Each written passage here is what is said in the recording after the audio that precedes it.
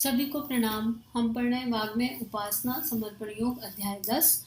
और last audio में गुरुदेव हमें समझा रहे थे आत्मशक्ति के जो महान चमत्कार हैं उसमें महापुरुषों का क्या कहना है। और एक समरी आई थी लौट के निकलकर। समरी इतनी ही है कि हमारा जीवन ओपन रहे रिसीविंग के लिए, उस परमात्मा के परम प्रेम के प्रवाह के लिए, और हम अपने अंतरात्मा की आवाज़ को सुन सकें, ईश्वरीय आज्ञा का पालन करते हुए उसके अनुसार जीवन जी सके, विवेक युक्त जीवन जी सके।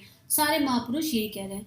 तो आइए प्रार्थना करते हैं कि हम भी इन महापुरुषों के हिसाब से, जो गुरुदेव ने हमें इतने वाग्मय में समझाया, उसके हिसाब से जीवन को जी सके। ओम भूर्भुवः स्वः तत्सवितुर्वरेण्यं भर्गो देवस्य धीमहि धियो यो नः प्रचोदयात्। गुरुदेव आज क्या लिख रहे हैं? समस्त संतों, महात्माओं, ऋषियों, पैगंबरों और जगत गुरुओं को यह महत्वपूर्ण पदवी कुछ विशिष्ट ईश्वरीय नियमों के अनुसार आचरण करने से ही प्राप्त हुई। परमात्मा तो सबको समभाव से देखता है। वह स्वयं संतों, ऋषियों, पैगंबरों या महापुरुषों को उत्पन्न नहीं करता। वह तो केवल मनुष्य उत्पन्न करता है। पर जो मनुष्य परमात्मा से ऐक्य का अनुभव कर लेता है, वही ऋषि या पैगंबर बन सकता है। ऐसा महापुरुष किसी देश या जाति के साथ पक्षपात का भाव नहीं रखता, पर जिस जाति या देश के निवासी उसे पहचानते हैं, उन्हीं को अपना समझकर मार्गदर्शन करता है। कितनी गहरी बात है कि जब हम इस लेवल पे रेडिएट करेंगे तो हम किसी देश या जाति के साथ पक्षपात नहीं करेंगे। हम सोच बड़ी हो जाएगी, ब्रॉडर विजन हो जाएगा। हम मनुष्य में जिसमें कौन सा इंसान अपनी यात्रा करने को तैयार है, हम उसके साथ हो लेंगे। उसके साथ हो लेंगे और जो हमें प्राप्त है वो उसको दे देंगे गुरु कृपा से। लेकिन हम ये नहीं सोचेंगे कि ये कौन सी जाति से है या कौन से देश से है या बायस्ड। बिल्कुल सूर्य के समान प्रकाशित। सूर्य अपना प्रकाश सर्वत्र फैलाता है। प्रकाश फैलाने से पहले देखता थोड़े ना है। हवा है तो है, सबके लिए अवेलेबल है और इक्वली अवेलेबल है। तो बिल्कुल प्रकृति के जैसे जो बिहेवियर है, नॉन बायस्ड बिहेवियर हो जाएगा।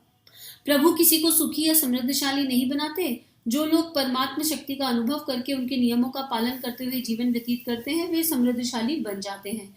इसी से गीता में कहा गया है, आत्मा ही आत्मा का बंधु और मित्र है, आत्मा ही आत्मा का शत्रु। ये बहुत गहरी बात है, क्योंकि जन्म तो सभी ने मनुष्य स्वरूप में लिया और सबके पास चित्त पर संस्कार थे, अच्छे भी थे, बुरे भी थे। हमने कौन से संस्कार को खाद पानी दे लिया। एक एज के बाद, चलो बचपन छोड़ दो, लेकिन एक एज के बाद हमको सही गलत समझ में आने लगता है। अब जब मुझे सही की पहचान हो गई, क्या उसके बाद मैंने वो रास्ता चुना? हमें इंफॉर्मेशन मिल गई, हमने इम्प्लीमेंट की या नहीं? तो जो लोग जिस स्तर पर इम्प्लीमेंट कर देते हैं उस सत्य के मार्ग को, उस सही को, वो उसी स्तर पर रेडिएट करने लगते हैं। उन्हीं में से जो हाईएस्ट लेवल पर चले जाते हैं वो संत महात्मा बन जाते हैं, और हाईएस्ट लेवल पर चले जाएंगे वही लोग तो पैगंबर बन जाएंगे, जगत गुरु बन जाएंगे। तो अगर हम अपनी आत्मा की आवाज को सुन लें तो वो हमारा मित्र है, और अगर हम अपनी आत्मा की आवाज को बैकड्रॉप कर दें तो वो हमारी शत्रु है।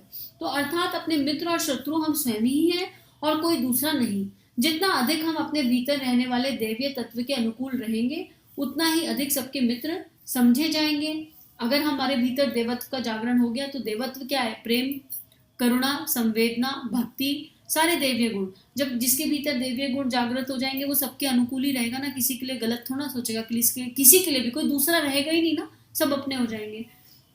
और जितने अधिक हम उस अविनाशी तत्व के विरोधी बनेंगे, उतने ही अंशों में हम सबके शत्रु कहलाएंगे। जितने परिणाम में हम अपने हृदय को उच्च शक्तियों की तरफ उन्मुख रखेंगे, रेशियो के ऊपर है, जितना हम उन्मुख रखेंगे उतना ही दैवीय प्रवाह को अपने भीतर होकर बहने देंगे। उसी अनुपात से हम मानव जाति के और एक दूसरे के उद्धारक बनेंगे। एक म्यूचुअल लर्निंग की यात्रा है, एक दूसरे के माध्यम से सीखना है, लेकिन जिसकी जितनी रिसीविंग ओपन है और जो जितना सूर्य के प्रकाश पर ध्यान केंद्रित कर रहा है, सविता के प्रकाश पर ध्यान केंद्रित कर रहा है, सारी देव शक्तियों पर, देवताओं जैसे गुणों पर ध्यान केंद्रित कर रहा है, उसकी यात्रा उतनी ही उन्मुख है, उतनी ही श्रेष्ठ है। और अगला हेडिंग लेके चलते हैं, सर्वोत्कृष्ट संपत्ति और उसकी प्राप्ति। सबसे बड़ी संपत्ति क्या हो सकती है और उसकी क्या प्राप्ति है? ये बड़ा अच्छा क्वेश्चन है। अपने मन में इसका उत्तर सोच के रखें सभी लोग कि क्या है सबसे बड़ी संपत्ति। क्या है? प्रेम होगा सबसे बड़ी संपत्ति। चलो देखते हैं गुरुदेव क्या समझा रहे हैं। एक प्रश्न यह भी किया जाता है कि ऊपर बताए हुए सिद्धांत बड़े सुंदर और यथार्थ हैं, पर उनको व्यवहार में किस प्रकार लाया जाए? ये सबसे अच्छी बात है। बड़ा डिफिकल्ट टू इम्प्लीमेंट। हाँ, easy to listen, difficult to implement. परमात्मा के साथ एक के भाव का अनुभव करना निसंदेह बड़ा श्रेष्ठ और प्रभावोत्पादक है, पर उसका आचरण जीवन में किस प्रकार किया जा सकता है। अब ये गुरुदेव ने हमसे प्रश्न किए हैं, लेकिन अगर हमने पूरा उपासना समर्पण योग सुना है ना, तो इनके उत्तर हमारे भीतर अभी से कौंधने लगे होंगे, क्योंकि गुरुदेव ने हर स्टेप पर इसका उत्तर दिया है और फिर से दे रहे हैं। यही महापुरुषों की दिव्यता होती है कि वो कहीं पर भी, कोई कहीं से भी सुन ले ना, वो सोचते हैं कि हर किसी को उत्तर मिल जाए, तो फिर से हमारा रिवीजन होगा। इसका सीधा और सरल मार्ग है। आवश्यकता केवल इतनी ही है कि अपने हृदय के द्वार को खुला रखो, जिससे चैतन्य शक्ति का दिव्य प्रवाह हमारे भीतर प्रवेश कर सके। पर्वत के ऊपर स्थित जलाशय में दिव्य चेतना रूपी जल भरा हुआ है। यदि आप उससे संबंध रखने वाले दरवाजे को खोल दें, तो जल अपने स्वभाव अनुसार नीचे की तरफ बहकर खेतों और बगीचों में भर जाएगा और उनको हरा भरा बना देगा। अनंत ज्ञान, सामर्थ्य और आनंद के अनुपम समुद्र रूप परमात्मा के साथ हमारा क्या संबंध है, इस विषय को हम पिछले अध्यायों में बहुत अच्छी तरह समझा चुके हैं। स्पेशली अध्याय 3 आप पढ़ोगे ना, तो उसमें बहुत सुंदर समझाया है। अब अध्याय 1 से 4 में और 3 में तो बहुत सुंदर। अब इतना ही और कहा जा सकता है कि आप सर्वदा अपने मन तथा हृदय को खुली स्थिति में रखो, जिससे परमात्म शक्ति को उसमें प्रवेश करने में बाधा ना हो। दूसरी बात यह है कि इसके लिए अंतःकरण में तीव्र इच्छा का जागरण होना आवश्यक है। हर रोज एकांत शांत स्थिति में थोड़ी देर तक रहने का अभ्यास करना, जिसे हम ध्यान भी कह सकते हैं, इसी उद्देश्य की पूर्ति में बहुत सहायक होगा। इस प्रकार शांत अवस्था में बैठने के अवसर पर प्रभु की कृपा अथवा उनसे एक के भाव का अनुभव करने की स्थिति में रहो और उनका प्रसाद हमको अवश्य मिलेगा, इस बात का दृढ़ विश्वास रखो। तब अनुभव रूप में पहली किरण आपकी अंतरात्मा में उतरेगी, फिर वह आपके मन में प्रकट होगी और आपके शरीर के प्रत्येक अंग में उसे प्रकट होता आप अनुभव करोगे। यह अनुभव जितना अधिक होगा, उतनी ही अधिक उसकी शांति और प्रकाश देने वाली शक्ति अपने भीतर जान पड़ेगी। इस प्रकार अभ्यास करते करते तुम्हारे जीवन में भी ऐसा समय आ जाएगा जबकि किसी व्यापारी की दुकान पर या हलचल पूर्ण बाजार में बैठकर भी बाहरी विषयों से मन को हटाकर अंतर्मुख बना सकोगे। इससे तुम प्रभु को पहचान कर उनके अनुकूल चल सकोगे। इसी का नाम दूसरा जन्म या आध्यात्मिक जन्म है। हमारा प्रथम जन्म माता के गर्भ से स्वाभाविक जन्म होता है, दूसरा आध्यात्मिक जन्म होता है, क्योंकि इस समय पशु वृत्ति का नाश होकर दैवी वृत्ति का जन्म होता है।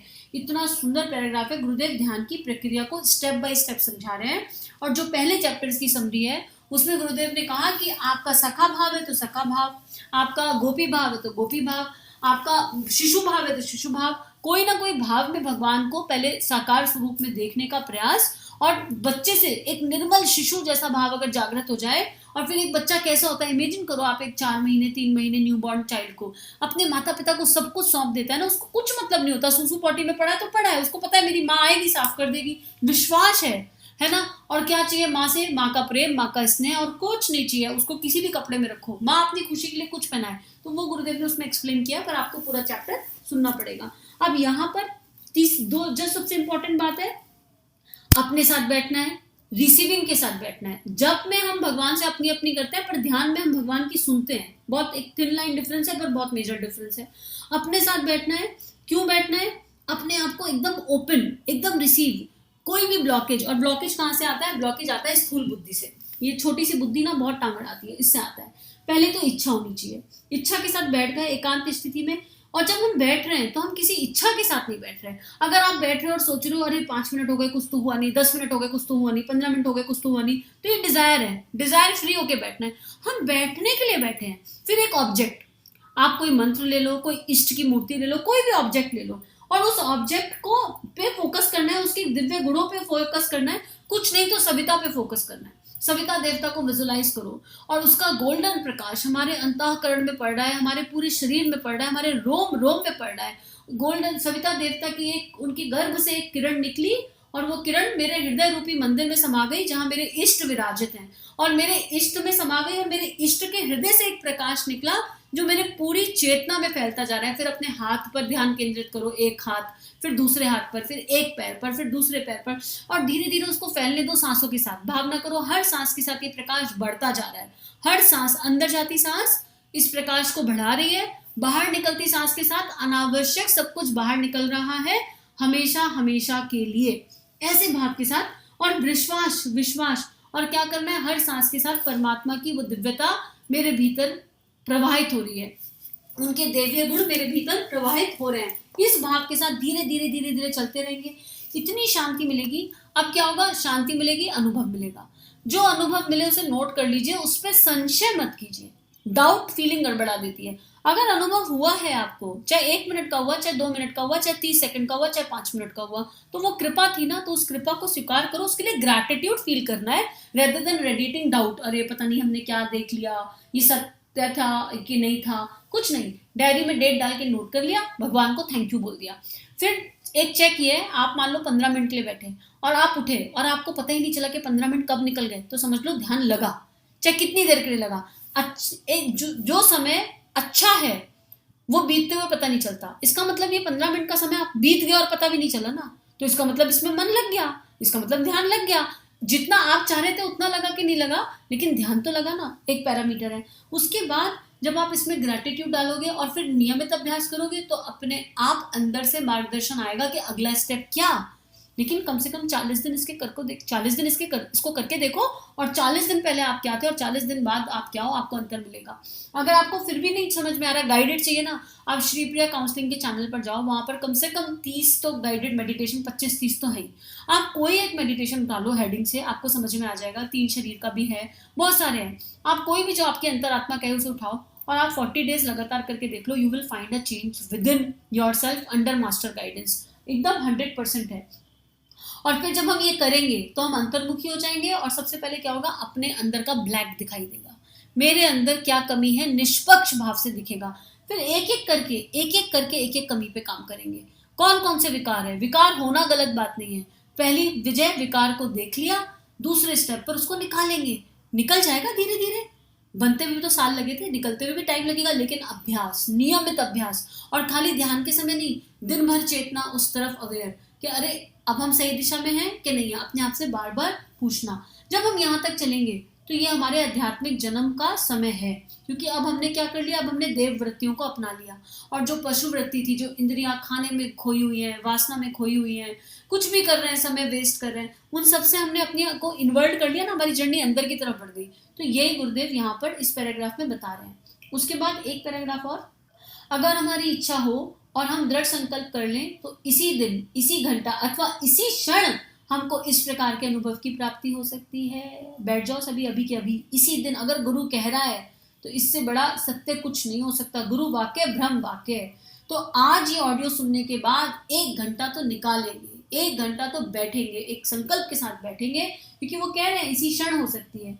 अगर हम अपना मुख ठीक पर्वत की दिशा में कर लें तो फिर धीरे या जल्दी कैसे भी चले, कभी ना कभी तो पर्वत के शिखर पर पहुंच ही जाएंगे। तो चलो आज का स्वाध्याय यही समाप्त करते हैं और प्रार्थना करते हैं कि हम सब अपने लिए आज समय जरूर निकालेंगे जब ये ऑडियो हमारे पास पहुंच गया और गुरु वाक्य ब्रह्म वाक्य, और वो कह रहे हैं कि शक्ति, इच्छा हो प्रबल, दृढ़ संकल्प हो, तो आज की आज ध्यान घटित हो जाएगा, क्योंकि ध्यान करना नहीं पड़ता, ध्यान हो जाता है। प्रेम करना नहीं पड़ता, प्रेम हो जाता है।